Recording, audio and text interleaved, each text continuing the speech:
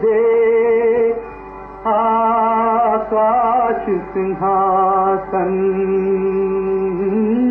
छोड़ भी दे आकाश सिंहासन, इस धरती पर आ जा रे।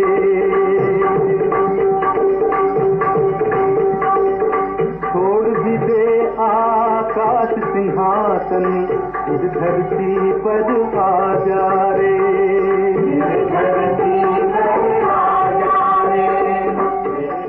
ओम शांति, ओम शांति। आज की ज्ञान मुरली की तारीख है 28/5/11 और ज्ञान मुरली का हेडिंग है, हाँ, हमें कौन मिला है? स्वयं परमपिता परमात्मा, जिसको भगवान, प्रभु, गॉड फादर, अल्लाह, ईश्वर कहते हैं। तो हमको अभी किसकी गोद मिली है? स्वयं ईश्वर की गोद मिली है, क्योंकि हम उनके बच्चे बने हैं। और हमें तीसरा नेत्र भी दिया है बाबा ने, जिस नेत्र से हम बाबा को देख सकते हैं, महसूस कर सकते हैं, अनुभव कर सकते हैं। तो मुरली का हेडिंग है, मीठे बच्चे तुम ब्रह्मा मुख वंशावली ब्राह्मण हो। तो हम ये अनुभव ईश्वरीय गोद का, ईश्वर का किसके द्वारा करते हैं? ब्रह्मा बाबा के द्वारा। तो हम मीठे मीठे ब्रह्मा बाबा की मुख वंशावली ब्राह्मण हैं। तुम्हें ही बाप के द्वारा ज्ञान का तीसरा नेत्र मिला है। तुम अभी ईश्वरीय गोद में हो। प्रश्न है, अद्वैत राज्य यानी एक मत वाला राज्य, दूसरा कोई धर्म नहीं, उस राज्य की स्थापना का आधार क्या है? उत्तर है योग बल। हाँ, क्योंकि हम एक को ही याद करते हैं, एक की ही श्रीमत पर चलते हैं और उसकी ही याद में एक धर्म, एक मत, एक राज्य वाला सतयुग स्थापन कर रहे हैं। तो उत्तर है योग बल। बाहुबल से कभी भी अद्वैत राज्य की स्थापना हो नहीं सकती। वैसे क्रिश्चियन के पास इतनी शक्ति है जो अगर आपस में मिल जाएं तो सारे विश्व पर राज्य कर सकते हैं, परंतु ये लॉ नहीं कहता। विश्व पर एक राज्य की स्थापना करना ये बाप का ही काम है। तो कौन सा लॉ नहीं कहता? ईश्वरीय लॉ, जो ड्रामा में है। तो ड्रामा में ये लॉ ही नहीं है कि वो लोग राज्य करें, इसीलिए बाप का ही ये काम है और बाप ही स्थापन करते हैं। गीत बड़ा प्यारा है, जो हम आधा कल्प पुकारते रहे बाबा को और बाप को वचन याद दिलाते रहे। तो ये सारा वायदा और वचन याद दिलाने का गीत है और हमारे पुकार पर बाप के आने का गीत है। गीत है, छोड़ भी दे आकाश सिंहासन, इस धरती पर आ जा रे।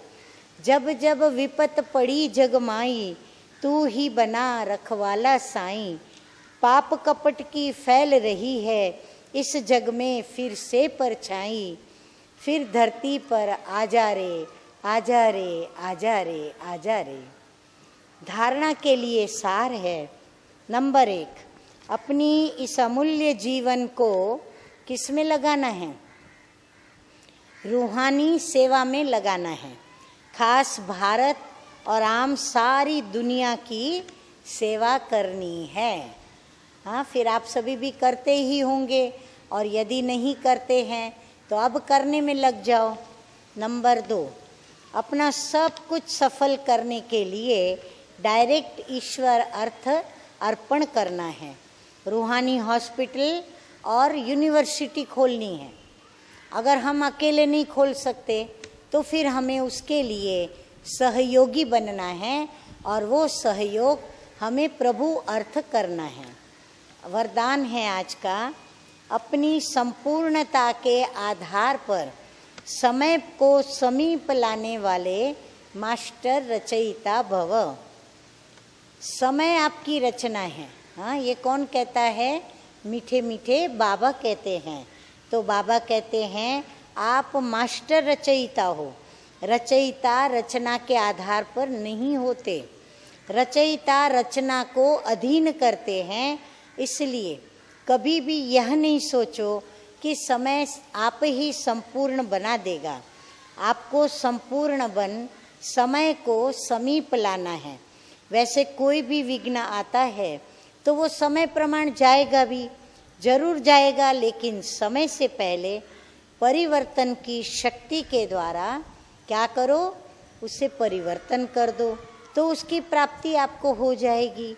समय के आधार पर परिवर्तन किया तो उसकी प्राप्ति आपको नहीं होगी।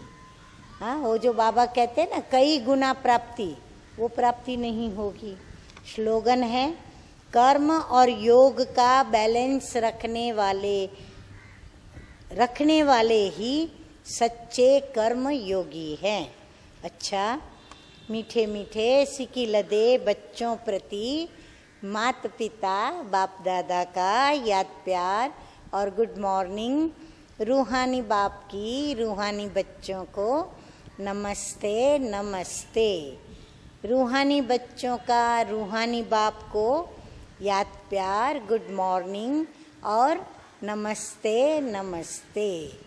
ओम शांति, ओम शांति।